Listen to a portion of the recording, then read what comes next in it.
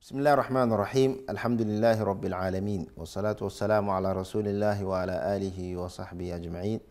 Wa ba'd, assalamu alaikum wa rahmatullahi wa barakatuhu. Ai uwa masu albarka, masu kallon wannan tasha ta mai albarka, tashar mu na Africa TV3.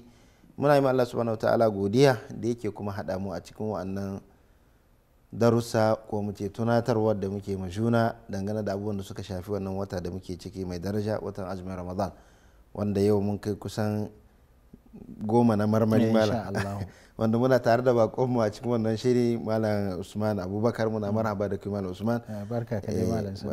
Kuma kamar da muka faɗa ko da muka ce kusan azumin rundai kusan yayi kusan kaiwa ƙarshe.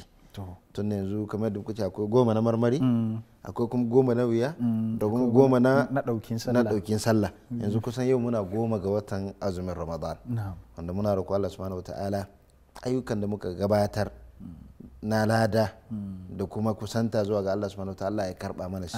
Kuma irin tauye mudun da muka ko muke irin sakacin da muka yi da kuma ba mu ribanci wasu lokuta ba, muna roƙo Allah subhanahu wataala ya ba mu ikon samun daman ribanta wannan lokuta cikin kwanukan da za su zo nan gaba da mu da ƴan uwa masu kallon mu gabaki daya. Kamar yadda muka fara bayani a wancan halkar da ya gabata akan abubuwan da suka shafi darasin da wannan azumin yake koyar mana na takwa da kuma dawwama akan ayyuka, da kuma mun yi bayani akan darasin da ya gabata musamman akan haƙuri. Babban makaranta ko daga cikin darussan da wannan makaranta yake koya mana na azumi watan Ramadan shine mutum ya zamanto ya koya mara haƙuri wurin bauta ma Allah, haƙuri wurin daina saba ma Allah, haƙuri wurin abubuwan da zai zo masa na cutarwa da sauransu. To in dai musulmi ya fita da wannan a cikin makaranta, to yana ga bai yi hasara ba. Da za a ce kawai darasin haƙuri mutum ya ɗauka wurin bauta ma Allah, da haƙuri wurin barin sabon Allah, da haƙuri wurin cutarwa da ake mar, to yana ga wannan mutum ya rabauta. Muna roƙon Allah subhanahu wataala da ya samu daga cikin wanda za su samu wannan abu da kuma koyi da wannan abubuwan da ake koya mana na haƙuri. Sannan kuma ƙarshen halaka muka fara bayani akan wani abin da ya zamanto in dai ya shiga cikin ayyuka, komai yawansu, komai adadinsu, komai shekarun da ka yi kana tara wannan ayyuka, abin nan in dai ya zamanto ya aka rasa shi cikin ayyukanka, to mutum ya yi banza, ya yi a banza, ba da wani aiki, shine ikhlasi. Wanda muna so yau idan Allah ya sware da mu yi tunatar da juna da 'yan uwa wanda suka zamanto suna kallon mu a daidai wannan lokaci, da kuma 'yan uwa musulmai gabaki daya, muhimmanci wannan abu wanda ya zamanto abu ne wanda ya zamanto in dai mutum ya rasa shi a cikin ayyukansa zai zamanto ya yi a banza. Musamman ma kuma wannan ayyukan da muke a ciki watan Ramadan, da irin na filfilun da muke a ciki da ba ma yin sa a wajen Ramadan, sadakan da muke da ba ma yin sa, zikirin da muke da ba ma yin sa, kai wata karatun Qur'ani da muke ba ma yin sa. To ya kamata wannan abun duka mu yi kokari ya haɗu da wannan abun da ake kira ikhlasi, mu iya nisanta wurin bata wannan abun da zai zamanto zai bata mana wannan ayyukan lada, shine riya. To shine muke so mu tunatar da 'yan uwa malam muhimmanci wannan a cikin wannan ibada. To bismillah wa salatu wassalamu ala rasulillah wa ba'd. Malam Adam, idan muka ce ikhlasi za mu ce shine gishirin karban duk wata ibada. Duk wata ibada ainihin abin da yake sa Allah yake ya karbe ta tayi shine ikhlasi. Tayi mutum ya in dai sunanta ibada, to babban abin da Allah ya sa yake karbanta shine ikhlasi. Domin ita ibada kafin ta zanto ibada dama tana da sharaɗi biyu. Tana da sharaɗin farko shine ya kasance mutum ya tsarkake niyya, wanda shine ikhlasin da muke magana. Na biyu kuma ya zanto ya yi shi ne bisa koyarwan Annabi sallallahu alaihi wasallam. Ko da idan aka rasa ɗaya daga cikin waɗannan abubuwan, to ibada ba ta karɓuwa. Mu ɗauki ɓangaren ikhlasi, wannan shine gishirin ainihin ibada. In mutum bai tsantsanta niyya ba a cikin ibada shi, to ibada ta tafi. Niyya ba karamin abu bane a cikin ibada. Annabi sallallahu alaihi wasallam ya faɗa cikin hadisi da duk masu kallon mu da mu duk mun haddace muna karanta shi, kila wani lokaci ba ma hararo ma'anan hadisin dai sosai, amma yawanci an haddace shi, har ƙananan yara duk sun haddace hadisin Umar radiyallahu anhu innamal a'malu binniyat.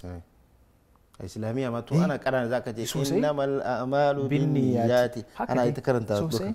To yawanci ba ma hararo ainihin a wannan hadisin wani lokaci. Me ma'anan wannan hadisin?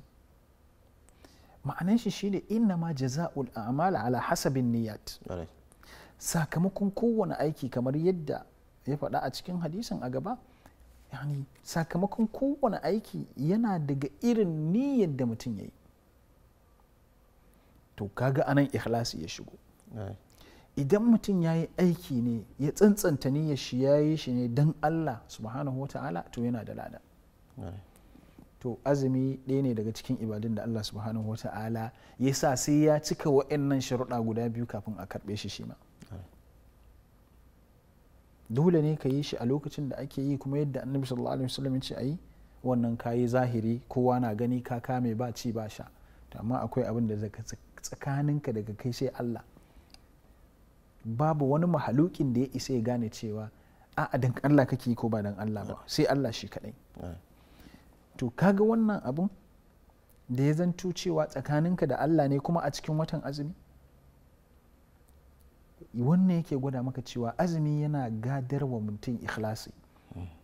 Domin akwai abubuwan da yawa za ka iya yin su a ɓoye wanda aka hana su a azumi, za ka iya yin su a ɓoye ka fito kuma ka ce mutane kana azumi, amma me zai rike kai ya hana ka? Shine tsoron Allah da ikhlasi da tuna cewa Allah subhanahu wa ta'ala kake yi, ba kana yi bane don wane ya ce ka yi azumi ko kuma wane ya ce baka yi azumi ba. Kana tuna ladan da Allah subhanahu wa ta'ala ya tattala mai azumi, kana tuna ainihin azaba kuma da narkon da Allah subhanahu wa ta'ala ya tattala wa wanda ya ƙi yin azumi. To wa'annan abubuwa guda biyun su za su sa ka zama ainihin mai ikhlasi. Ma'ana koyaushe kana kyautata tsammani ga Allah subhanahu wa ta'ala, sannan kuma kana tsoron azabar shi. Shine malamai yawanci suke ce mishi ainihin alkhawfu war raja. Kana tsoron azabar Allah sannan kuma kana kwaɗayin rahamar Allah subhanahu wa ta'ala. To ba zai yiwu ka wa'annan abubuwan guda biyu su haɗu maka ba sai ya zanto kana da ikhlas. Kana tsoron azabar Allah subhanahu wa ta'ala saboda to kaga ba za ka yi abin da ba za ka aikata abin da ya hana ba, ko kuma ba za ka ki aikata abin da ya ce ya aikata ba. Shi sa wani ainihin malami yake cewa wai alkhawfu war raja kal janahaini lit ta'ir. Da ainihin tsoron Allah da kwaɗayin rahamar Allah kamar fuka-fukai ne guda biyu na tsuntsu, wanda idan aka samu wa'annan fuka-fukan suna nan lafiya kalau to tsuntsun zai tashi. Idan aka samu ɗaya daga cikin fiffiken nan ya lalace to tsuntsun nan zai iya tashi? Kaga ba zai iya tashi da wannan ba. To babu yadda zai yiwu kuma a ce hakan ya faru sai da ikhlasi. Allah subhanahu wata'ala yana faɗa a cikin alkur'ani gaba ɗaya harkar ibada, wa ma umiru illa liya'budullaha mukhlisina lahu din.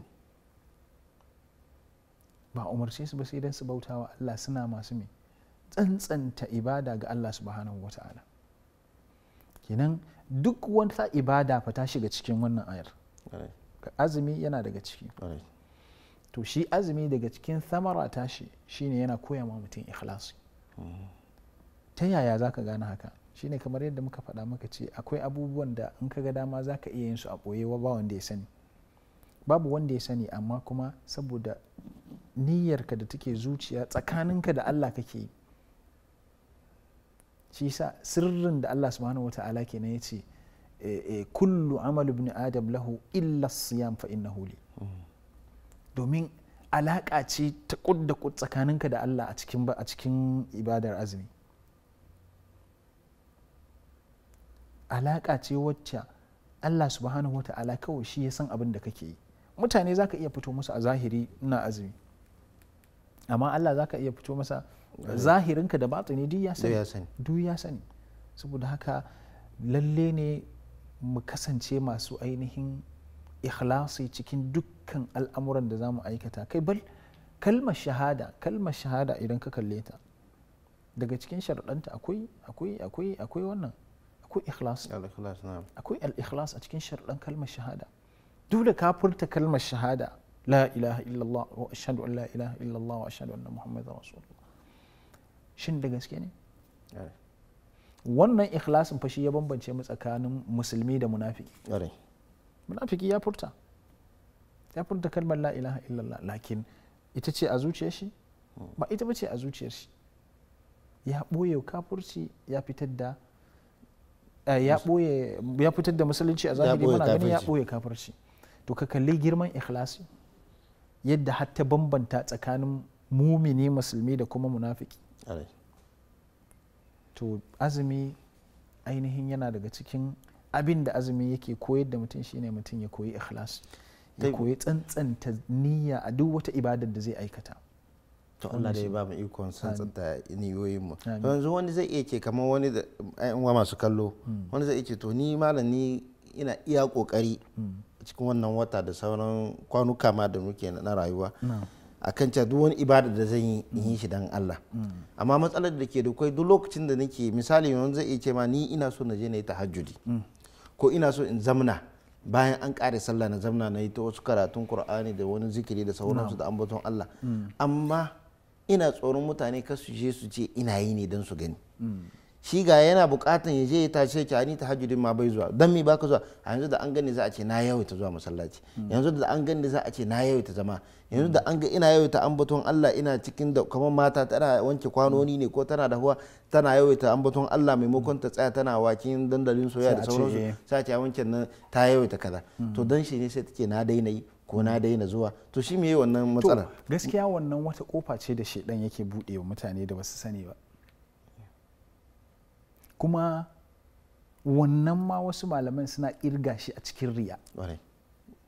Ka bar abin da yake addini ne saboda wai kar mutane su yi magana, to shi ma riya ne. Kenan kar mutum ya yadda shedan ya bude mai wannan kofar, wai ka ji cewa a ni ba zan je sallah ba saboda ai in an gani za a ce wane yana sallah. Kila in ya buyan a buyan ba yi zai ba. Akwai waɗanda sai an cicciba su, kamar ya sai an cicciba su. In shi ɗaya ne ba zai taɓa tashi ya yi sallar raka 10 ko raka kaza ba, ko raka 2 ba zai iya yi ba, amma kila idan ya ga ana yi zai tashi ya je ya yi shi ma, zai je ya yi. Amma in didan shi kaɗai ne ba zai iya tashi a gidansa ya yi wannan ba. To kaga kar ya yadda shedan ya buɗe mai wannan kofar. Shedan yakan buɗe ma mutane ƙofofi da dama ta yadda zai hana ka aikin alkhairi. Zai iya zo ma ta kofar alkhairi. A to gashi nan wannan dan ya zamanto ya hana ka samun alkhairin da ya fi haka. To ai yana daga cikin littafin Madarijus Salikin, Ibn al-Qayyim ya ambato madakhil shaitan, wasu hanyoyi tarakuna da shedan yake kafa ma mutum ya ga sai ya hana shi aikin alkhairi. Wannan yana daga ciki. Aikin alkhairi ne, amma kai shedan yakan iya daga ka daga aikin alkhairi mai yawan lada ya mai da kai abin da bai kai shi lada ba, saboda dai kai haka. To irin wannan kofofin shedan ne. Akwai wani abin da yake faruwa ga dan adam duk lokacin da ya wani aikin alkhairi, musamman ya yi aikin alkhairin da ya shafi wani dan uwan shi, musamman kuma mu a cikin watan azumin nan Allah ya hore maka kayi ciyarwa. Shedan zai iya fito ma ta wannan kofar, ka ba ma wani abu kaza, sai ka ji kila idan bai zo ya gode maka ba ka duba wani masa abu kaza, amma bai zo ya gode ma ba, kaga shedan ya fito maka. In shedan ya ga dama kuma zai iya fito ma ta wani gefe ya ce ai idan kai wannan abin kamar yadda ka faɗa, sai aka zo aka gode maka, sai ka rika jin abin ya ma daɗi, ana gode maka, an gode maka nan, to sai ya rika ce ma ai wannan riya ne. To ba riya bane wannan, sam ba riya bane wannan. A maka abu baka nemi a godiya ba, sai aka zo aka ma godiya, da aka maka godiyan kuma sai ka ji daɗi, sai ya nemi ya ce maka to wannan daɗin da ka ji yawa, to annabi sallallahu alaihi wasallam ya ce tilka ajil bushra mu'min, wannan wani ainihin albishir ne ake ma mumini akan wannan aiki, tunda yayi ne dan ya samu Allah dan ya samu farin ciki ranar gobe kiyama, to sai Allah ya fara nuna bashi farin cikin tun a gidan duniya. To muna roƙon Allah subhanahu wataala malam ya ba mu farin ciki to a nan gidan duniya, kafin kuma za mu je lahira kuma haɗu da farin ciki fiye da irin wanda muka gani a nan duniya. Kuma Allah ya azurta mu da masu kallo mu a cikin wannan tasha mai albarka da sauran musulmi baki ɗaya da ikhlasi wurin takaita ko muke wurin kyautata ibada don Allah subhanahu wataala ba tare da riya ko wani abin da zai zama to zai bata mana ibada ya zo shigo cikin ayyuka.